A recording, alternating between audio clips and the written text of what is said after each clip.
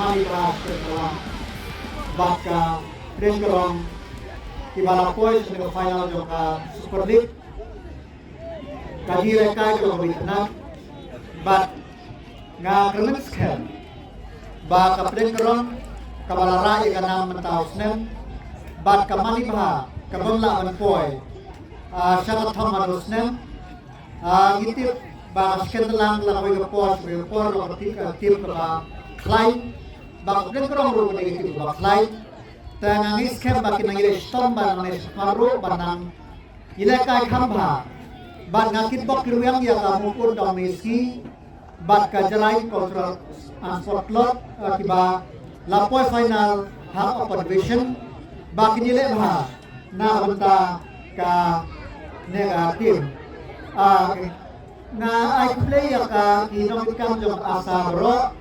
Bagi la mempunyai yang ini football tournament tahunnya. Dengan I play ru yang inong pingkai, supporter lagi jong tim, banyakin bokru yang ya baru kena semla.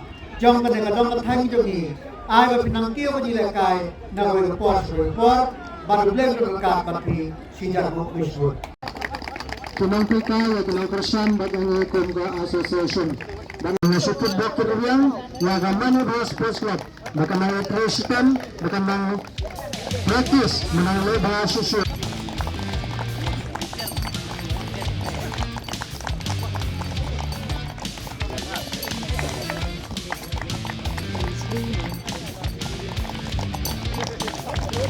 Pasya job promote tenang governance of players to tingkat baki officials. Ngayon ko ba kung kinongalan magnapagay yung money bahal kunjut. Yang tim perang barang uling kebalan Saling uling bagi tim kepada Klanggar hari terolong ke champion American Football League. Bakarang petang Hadu urus mengajar ar penyak dan rabian tis dan tumben yang itu dan support bakalong ke champion tim nakwa American Football League bakadan Layer kalah menurut present menurut Kusnam Rubut, Kusnam Sinan.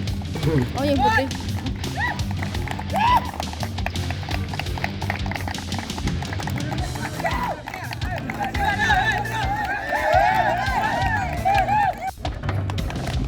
Bagaimana alasan dari Persa Jangga District Jangga District Sports Officer. Coach membership Jangga Youth Panggarang. Terkait dengan special member terakhir. So congratulations na bentang Youth Club terakhir. Ya, udah pada kawan atau kita mau